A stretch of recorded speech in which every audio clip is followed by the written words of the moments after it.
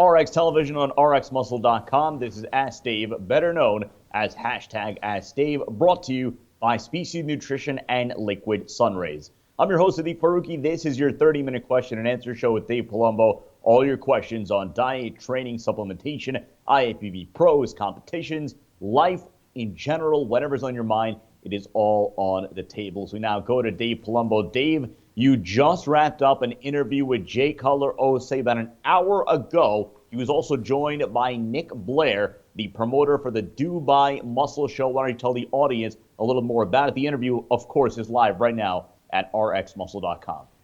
Yeah, it was a good way for me to twist Jay's arm a little to getting him on the show. You know, we're going to both be out at the Dubai Muscle Show in December, which is kind of a dead portion of the year. Most people are kind of getting ready for the holidays. Dubai Muscle is going to be taking place. It's a great expo. They have an amateur show. They got a whole bunch of stuff going on there.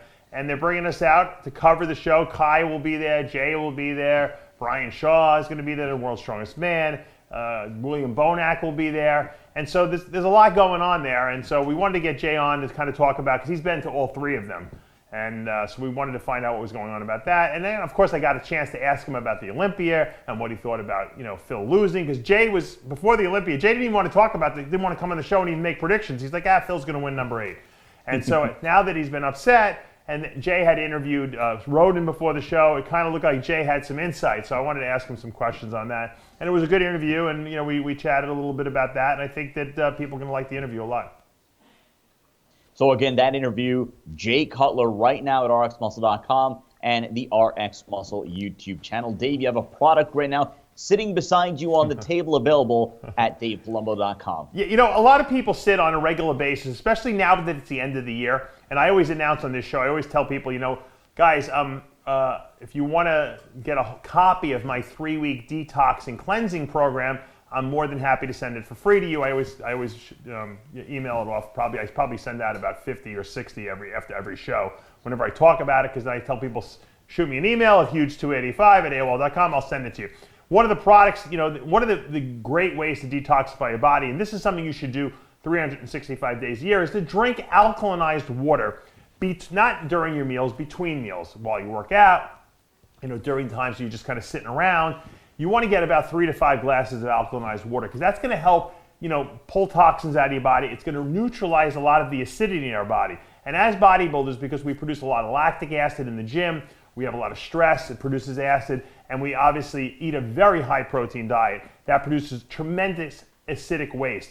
You don't want your body leaching calcium from the bones to neutralize that acidity. Helping the process is to drink alkalinized water. And it used to be very expensive, Sid, to have a filtration system on your house to make alkalinized water. It can cost a couple $1,000.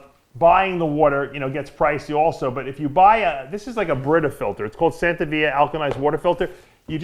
I love the product so much when I saw it and I bought it and I used it. I said, I want to sell this thing. It's phenomenal. I have it on DavePalumbo.com. You just pour your water in the top of it. It goes through the filtration system and it sits in this little collection, part of the system here. And as long as it's touching this drop-in filter, it keeps the water tremendously alkalinized. And you pour yourself a glass and you drink it all day long. That's what I do. I don't even put it in the refrigerator, to be honest with you. I keep it out because I like room temperature water, but you can put it in the fridge. You don't have to put it in the refrigerator. The key is you want to get alkalized water. Most water that you buy, unless it's like Fiji, which is really expensive, like the Poland spring water, it's clean, but it's acidic. Can you imagine that? You're drinking, bottled water all day and you think it's good for you and you're actually drinking acidic water. And obviously the water out of the tap, unless you have a whole system, RO system on your house, and with the minerals being put back in it, you're probably drinking either acidic water or you're drinking polluted water if you don't have a filtration system. So, think about how much water as bodybuilders we drink on a regular basis. You got to be smart about what you're putting in your body. Once again, between meals, it doesn't matter. I mean, when you're eating meals, it doesn't really matter if it's acidic or not, because you're producing stomach acids to digest your protein. But between meals, you can absorb alkalinized water and it can have an effect on your body. And I know there's people out there that probably think, hocus pocus. You know what? Try it. Try it and tell me how good your skin looks, how clear your eyes get, and how good you feel and recover, and how good you sleep at night. I promise you, you're going to see some great results from this. And like I said, it's cheap. It's, for $45, you got a filter, you can make unlimited amounts of alkalinized water. If you have a household, I have my son drink it, I have my whole family uses it. So, Tyler, the creator over there behind the camera, he uses it. He actually bought one for his own house. So it's a great product. Once again, it's available at DavePalumbo.com. So again, it's the Santavia Alkaline Water Pitcher, available at DavePalumbo.com. Let's go to the questions. First, we go to the Dave Palumbo Experience app. The first question, Dave, I know you always suggest 1,000 mg of test for optimal results, but shouldn't each individual base their dosage on how much increase in test levels they get per mg? Meaning, someone may only need 750 mg to get the same increase as another guy would at 1250 mg. Would blood testing let us know correct dosing? Here's the problem with the blood tests. When you go to get tested for total testosterone, a lot of the tests don't really give you a true reading over 1,000, say, or over 1,500. So you could be injecting 1,000 milligrams of test a week, and it might come back at your levels at 1,500. Another guy might take 1,000 a week and get tested by a different lab test, and it might come back at 3,000. So you don't know what you're really getting sometimes is accurate, because a lot of times these tests just cut off at a certain level because they figure, well, anything over 1,500 is high. Secondly, we don't really know optimally what the total testosterone level in the blood, needs to be to equate to maximum results. All that I can do is tell you that from my personal experience and the experience I have with working with thousands of athletes over the years, that when you take 1,000 milligrams of a long-acting or any kind of testosterone per week, it seems to be the ideal amount to put on maximal amounts of muscle with the minimal amount of side effects. In other words, anything more than that, maybe as soon as you get over 1,200, you get diminishing returns. In other words, you don't seem to get more muscle, you just seem to get more side effects. Anything under 1,000, it seems like you're not getting the most bang for your buck. It seems like you're missing some muscle gains. So just once again, it's a trial and error thing. It's really not quantifiable, other than to say this is what I've seen in myself and other bodybuilders. Second question, again from the Dave Palumbo Experience app. Dave, what anabolics will not show up in blood work as increased levels of testosterone? That's another hard one. I'm not really sure, okay? Testosterone is going to raise your testosterone. I know Anavar does not show up. So the anabolics seem to be like, Anavar, Winstrol, Masteron. They don't really raise testosterone. I would venture to guess that like Anadrol and Dianabol would raise it, but even though it's not testosterone, and the reason why I don't really know is because most people don't really get that kind of a test done while they're on anabolic cycles that have no testosterone in them. So it's really hard to tell for sure. If you're trying to use these blood work tests to determine if this gear you're taking is real, probably not a good idea to try to use it for anabolic sense. Now, obviously, if you go for blood work and your testosterone is 3,000, your testosterone you're taking is good. However, if you're taking other compounds, who knows what that equates to in blood work increases in testosterone? I don't know. I don't think it's a good modicum of measuring. Let's go down to our Instagram questions. Again, if you're not following us, our handle is official_RxMuscle. Let's go to Huge Banks. Dave, is saturated fat, quote, bad for you? I ask because I love eating chicken thighs and jasmine rice for my prep, but is told saturated fat was bad. We all need some saturated fat in our diet for growth purposes. And remember, with animal sources of saturated fat, you get cholesterol with that. And some cholesterol in the diet is helpful because we make a lot of steroidal hormones in our body, not just testosterone, not just in women estrogen and progesterone, but corticosterone, aldosterone. And if you give your body a source of these things, it's able to make these compounds much easier. So I like to include some saturated fat. Also, the cell membranes of all the muscle cells in our body have some saturated fats in them. So you do need to take that in as well. So once again, you never want to eliminate anything related to protein or fat because they're all there for some reason. The only thing that's a conditionally essential nutrient would be carbs.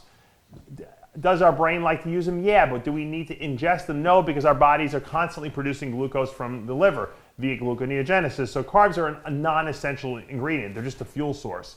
So you never want to eliminate, if you eliminate just one kind of fat, okay, you're going to have a repercussion there because remember, there's a fine balance between inflammation and anti-inflammation going on in our body. It's like a fight.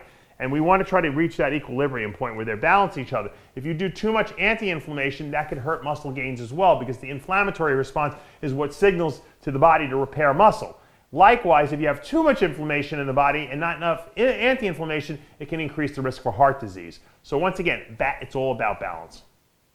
Let's go to Waiter. How much does a huge cheat meal or two with lots of sugar impact insulin sensitivity, and how long does it take to repair the damage to insulin sensitivity?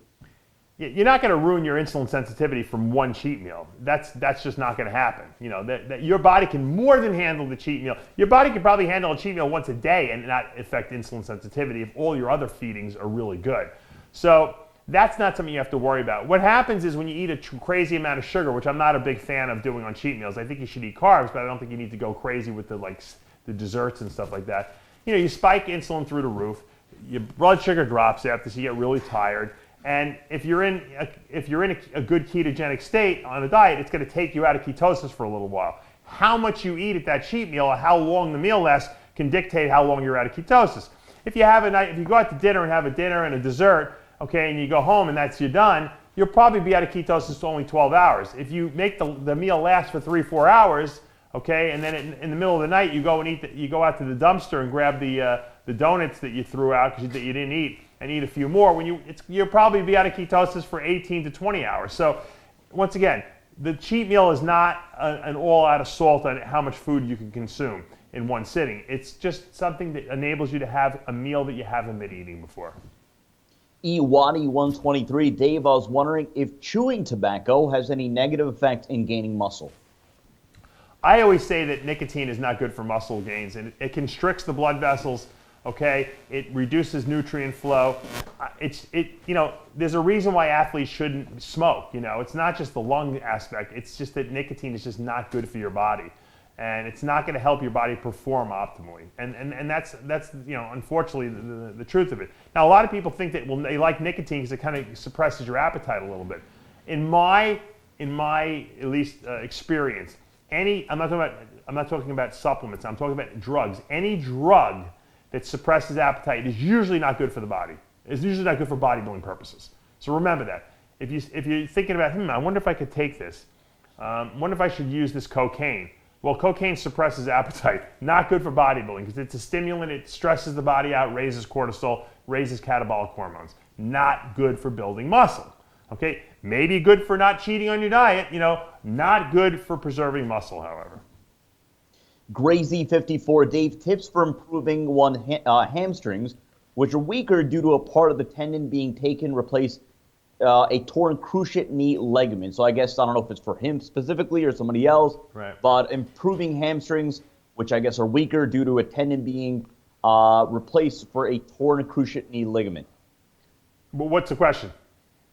I guess he wants to know how to improve hamstrings due to that. Yeah. A lot of times what these surgeons will do is they'll take the semi-tendinosis or semimembranosus, which is a long, thin tendon, that connects that muscle to your hand, in your hamstring. They'll use it for an ACL repair, which is usually the anterior cruciate ligament. The problem is when they remove that then you have a little lack of strength sometimes. It's not going to really result in much size loss because they're not taking the whole tendon, they're only taking a piece of it. But you're obviously going to be weak for probably 6 months to a year after that, and you just have to build it up. What I would suggest doing is don't do leg curls 2 legs at a time. Use the leg curl machine where you can do 1 leg at a time, or even on a regular leg curl machine, you can just use 1 leg at a time. Do them unilateral, to build up strength and to ensure that each leg is working independently and is doing the same amount of weight. If you're doing them together, invariably the good leg is going to work more and you're going to get even weaker and more of an imbalance. So try to do unilateral movements for hamstrings. Zoro5144, he asked this one way, but I'll kind of craft it another way. He's asking about cable side laterals and if there are any negative effects, any reason that he should avoid them, or if the best option is to just stick with dumbbells. So cable side lateral versus dumbbell usage. Yeah. Personally, I like the third option, which you didn't give me, I like the side lateral machine where you put the pad on your arm and you kind of just lift straight up like that. Because you can't cheat, you're not holding on to anything. The pad's sitting here and you're pushing from the pad. That's exclusively isolates that side lateral head. I think that's the best exercise for building mass. Obviously, presses are going to be the best mass builder. But when you're talking about laterals, I think that's the best one. However, I'll tell you one thing that it doesn't do. Because the machine stabilizes the weight for you, you're not going to get full development. So it's an exercise you should use with the other stuff. Now, when you compare side lateral, I guess you could say dumbbells to side lateral cables, I think that they both have their own merits. I think people cheat a lot more with the dumbbells, but it's more of a free weight movement. And then I like the cables a little better because you get the continuous, tension. So even when you're bringing the weight down, it still has tension on it, and it's easier to control the tension. So what the answer to your question is: do all three, not at the same time. Each week, switch it around, or maybe do 2 of the 3 exercises each time you train.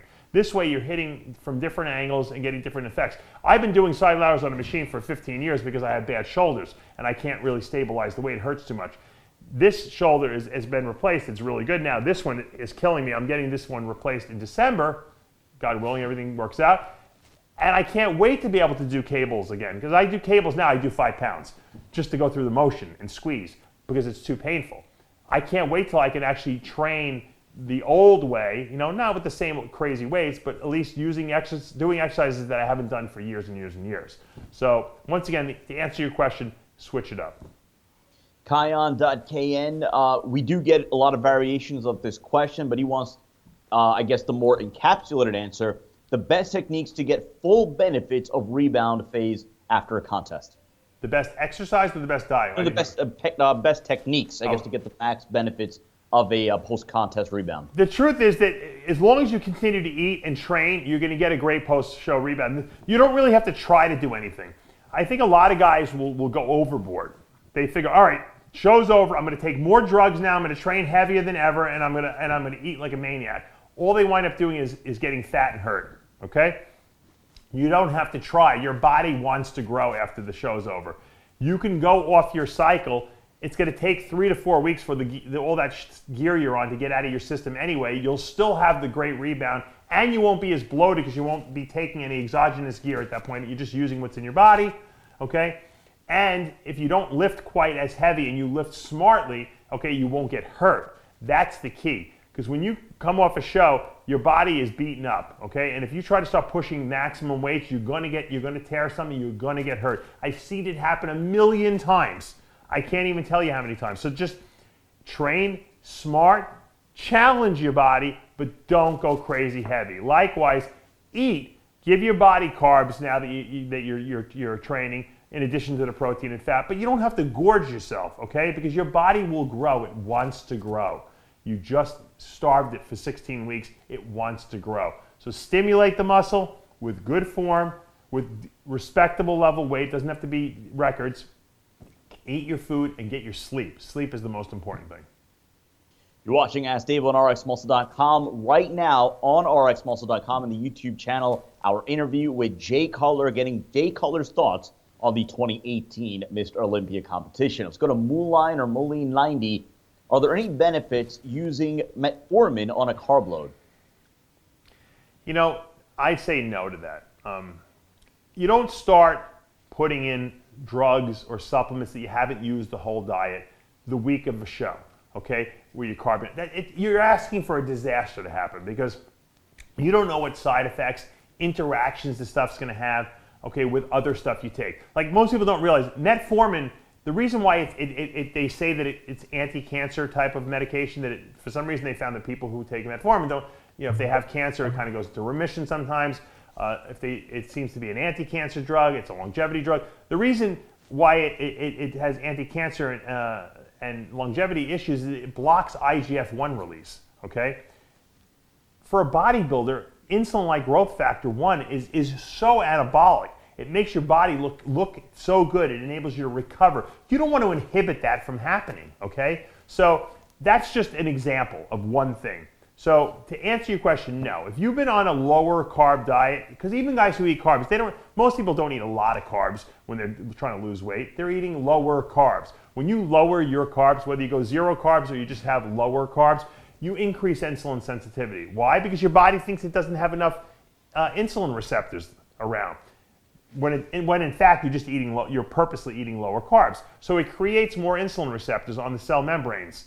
When you create more insulin sensitivities, that increases insulin sensitivity, because that's what insulin sensitivity is. It's how many receptors you have for insulin on your cell membranes. So you're increasing insulin sensitivity the whole diet. So when you put the carbs back in at the end and carb up, depending on how many you need, you have tremendous insulin sensitivity already.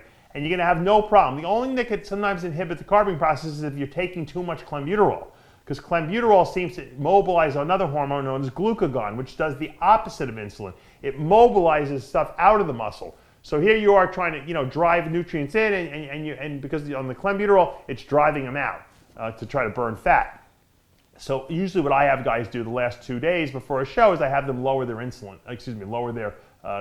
clenbuterol usage down to maybe only 20 micrograms twice a day, so that they don't have problems carbing up. For a lot of people, they don't need to carb up, to the max. Matter of fact, if they do, they'll probably look worse. So in those people, I don't even worry about it. But once again, you got to understand the science of what's going on here. Michael Grapner wants you to discuss the negative emotional and psychological effects, or side effects rather, of Tren and Deca. How long do they last, and what are the best ways to treat, said negative side effects? Look, I never had any problems with Deca. If anything, I felt great when I took Deca. My joints felt good. I was in a good mood. I know some guys have some sexual performance problems on Deca, but other than that, there's really no side effects to it. Trenbolone, there's side effects too. You get crazy because the androgen levels are so high. Sometimes you have trouble sleeping. Some people have digestive problems because Trenbolone overstimulates their bodies. You can have high blood pressure from Trenbolone. Some people also get, once again, they get the sexual side effects of Trenbolone if it raises their prolactin levels too high. But as long as you're not going excessively dosed on that, it really shouldn't do that to you. Many people don't. If you do have the sexual side effects because of high prolactin, you could take a drug like Dostinex, also known as cabergoline. Usually a half a milligram 2 to 3 times a week does the trick. So I don't think that there's, as far as feeling good, I think most people would admit that they feel great on both drugs.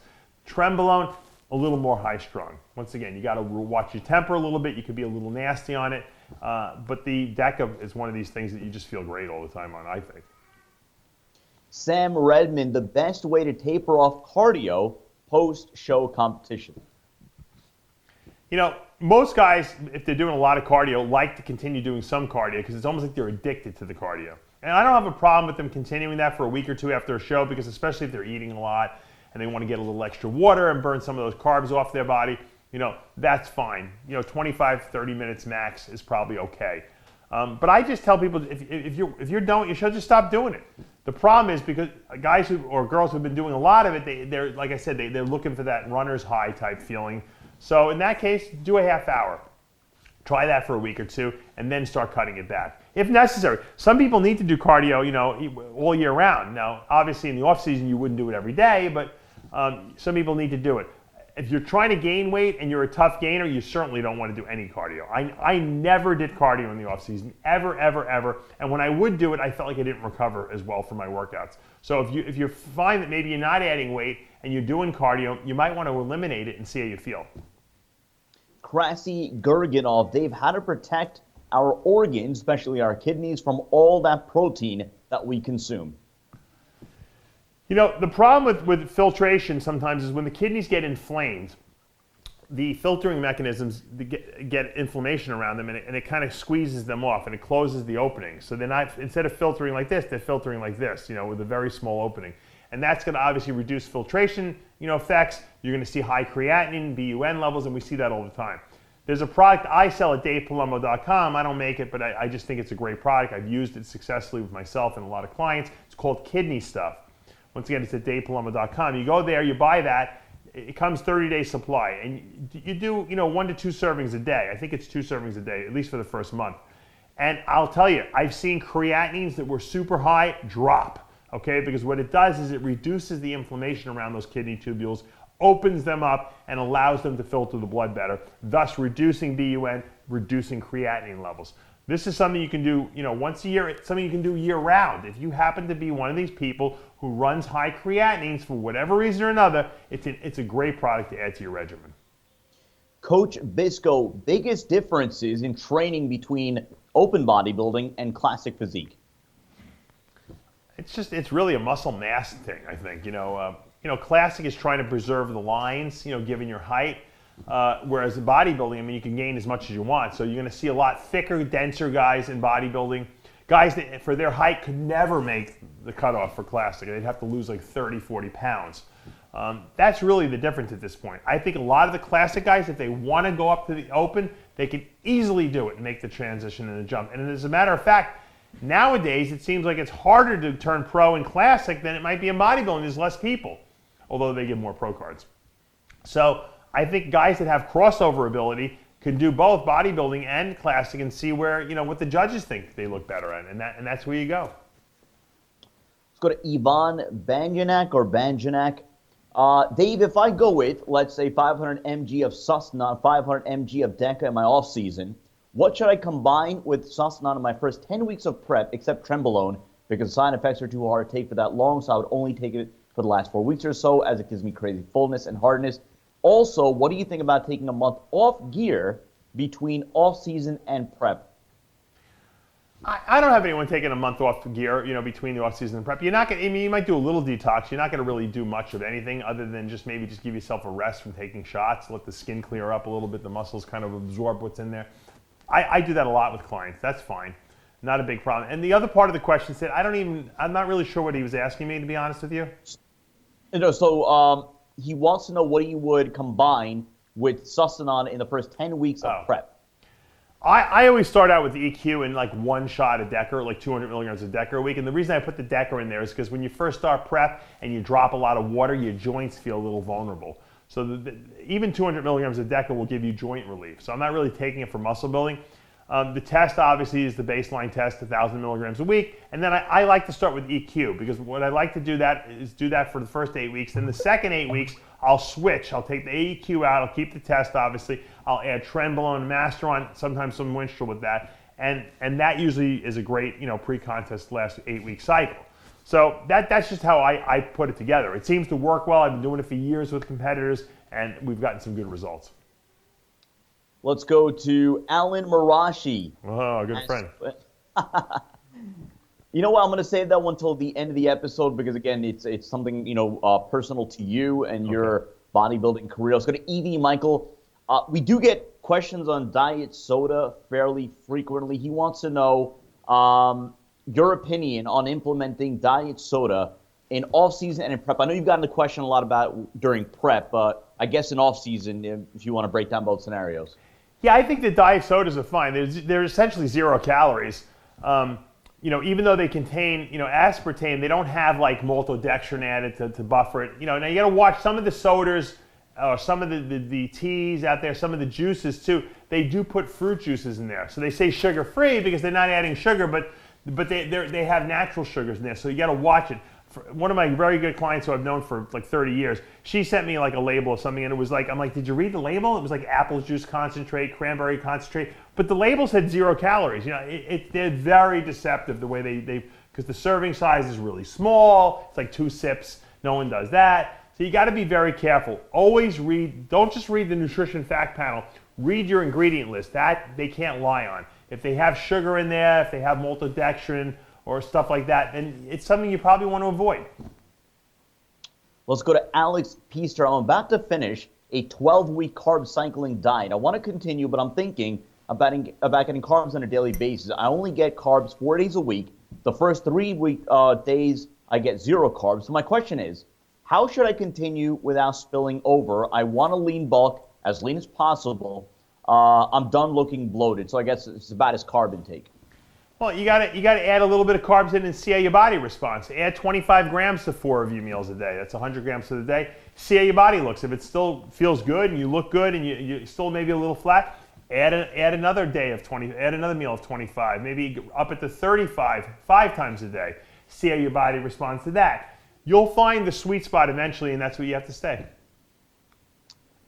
D-Squad Fitness. We actually had another question. Both questions are pertaining to natural bodybuilders. The other question was about attaining serious mass while in natural, but this one specifically from D-Squad Fitness is trying to get bigger shoulders, bolder shoulders.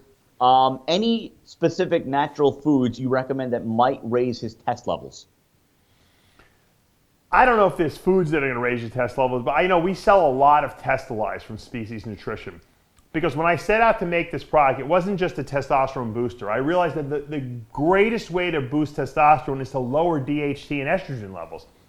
So Testalize binds up extra estrogen. We can't inhibit its production. You can't sell aromatase inhibitors legally. They don't make any, there's no naturally occurring sources of them, only synthetic. So what I put in there is I put in compounds that actually bind estrogen and pull it out of the body. So in men's bodies, because we aromatize, if you get rid of some of that estrogen, you're gonna alleviate some of the estrogenic side effects. Also, I put in compounds in there that actually lower DHT and lower, and obviously estrogen's already lower. When you lower DHT or you prevent its formation, you're not converting as much testosterone into the DHT to begin with. So that's going to keep more testosterone as testosterone. And if you have less estrogen to inhibit the pituitary, you're more likely to crank out more natural testosterone. So we've optimized the testosterone levels in the body. We've minimized DHT and estrogen, so we have less side effects and we have more muscle gains.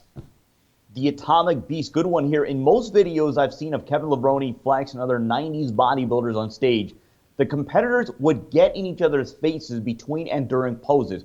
Why do you think no one today is that aggressive with each other on stage like the 90s competitors were with one another, even when everyone's calling each other out on social media?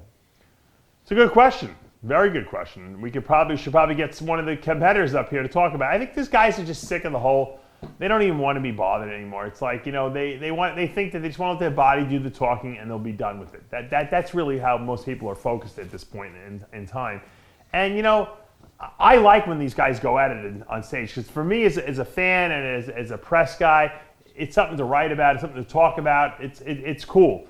But at the end of the day, I think these guys just want to just go and do their thing and get rewarded and go home. That's really what it amounts to. I think the guys that have fun up there, those are the guys that everyone remembers from the show. Oh, I remember that show when so did that. I remember the show when Phil and Kai almost had a fist fight on stage. You remember them because it is what it is. That's the sport. One more before we get to our good friend Alan Marashi's question. It's from Stolen Duck. Why do you think short bodybuilders, specifically mentions Franco, never developed a distended gut, or any short Mr. Olympia contenders from Larry Scott to Lee Haney era? I know you talked about this before as far as height, then I guess so he's bringing up the shorter bodybuilder era, and he mentions Franco. Why do you think they never got a distended gut? Well, I don't think the guys back in Arnold's day really took as many steroids as guys do today. I don't think they took the growth hormone and insulin. It wasn't something, they might have used a little bit toward the end of their career, but they really didn't have a chance to do it. And they would never use the dosages we use today. The dosage is way, way, way, way lower. And it's a drug issue. Today, guys, these kids, 18, 17 years old, they don't fear steroids, they don't fear anything, they don't respect them, and so they overdo them. And because they overdo them, they get side effects. That's only one of the reasons. There is genetic, the guys are bigger today too. If you weigh 175 pounds on stage, okay, and then 20 years later you're weighing 245 pounds on stage, it's a lot harder to control 240 pounds as it is to control 175 pounds, if that makes sense. KPAR Inc., we get a lot of questions regarding your pregnancy protocols and just in general questions about getting pregnant. My wife and I are planning to have a kid soon. Should someone that has taken or been on gear be 100% clear off those products when trying to produce sperm for a kid, or will being on a little test or having done a PCT still be workful? If I'm trying to get someone pregnant, part of my protocol is get off all anabolic steroids. Nothing. Don't take anything. Don't even take aromatase inhibitors. Don't take DHT blockers. Nothing. Do the protocol I showed you. It's HCG, HMG, and Clomid. If you can't get Clomid, there's other things you can get to mimic. You can use Nolvadex, whatever, if you want. So I think a lot of people are making that mistake. They're trying to take other stuff while they're on the pregnancy protocol, and it's screwing it up. The least amount you take, the better off you are. Last one, Alan Marashi. Dave, your greatest accomplishment in bodybuilding from a competitive or media standpoint, and what do you want your legacy to be defined as when people think Dave Palumbo? I would say my best moment on stage, probably two of them. Well, when I won the Junior Nationals heavyweight class in '95, that was exciting because they had ESPN covered it, and I got interviewed and I was demonstrating the poses on. So that was exciting for me. I think that was my pro card victory. Probably placing second behind Chris Cook, I'd say, in 2003 NPC USA in the super heavyweight class. I thought that was the only time I actually thought, I might win this thing. And so it was a great, tremendous disappointment when I lost after. It was the only time I ever got sullen and was moping around and didn't go out or something like that night. I was just kind of pissed off, and I thought that I had done enough to win it, and a lot of people in the audience thought that as well. So that was probably, it was the most disheartening, but it was also the best because I was so close to winning the USA. And once again, I had the approval of all the fans and all the people there. They all knew that I had won that show. So to me, that was probably my highlight of my competitive career. Yep. We lost Sid. Oh, we lost Sid. Well, I guess I'll just keep talking. I'll give you another highlight. I'll tell you the highlight of I think I've talked about this before. When watching a bodybuilding show, one of the great highlights was some of the Olympias that I've seen. The '97 Olympia when Dorian should have lost to Nassar, I thought was super exciting. Obviously, '98 Olympia when Ronnie Coleman won his first Olympia and beat Flex Wheeler. That was a super exciting Olympia that I really enjoyed. I remember, I'm trying to think of the Olympia where Victor Martinez almost beat Jay was crazy exciting. There was almost like riots there when Victor lost that one. That was great. I'm trying to think what other ones I enjoyed. I didn't really see too many of Dorian's victories. I saw them in the magazines more so. I've seen almost every one of Ronnie's. 2003, when Ronnie was 292 pounds, was probably the freakiest I'd ever seen a human being look. I was like, holy mackerel. And this is an era when I was like I wasn't really. I guess I was still competing then, and I was just like, this is crazy, man. I don't think I could ever look this good. I knew I couldn't look that good, but yeah, that's a harsh reality for you as a competitor when you see a bodybuilder on stage and you say, "Oh my God, I'll never look like that." And, it's a wake-up call. But it's good to see that because it motivates you, and everyone wanted to be the biggest bodybuilder they could be after watching Ronnie in 2003. So that was a very impactful one for me. But seeing Dorian, and I've told the story before, guest pose in '93 was crazy. He was 290 pounds. He was 6 weeks out. He looked like he could have stepped on stage the next day. He was so grainy hard and so densely big that made a huge impression on my life. That is going to do for this episode of Ask Dave, brought to you by Species Nutrition and Liquid Sunrays. Reminder, right now on RxMuscle.com and the YouTube channel, live with Jay Cutler. Jay Cutler's thoughts on what happened at the 2018 Mr. Olympia. For Tyler Shore and Dave Palumbo, I'm Sadiq Faruqi. We'll see you next time.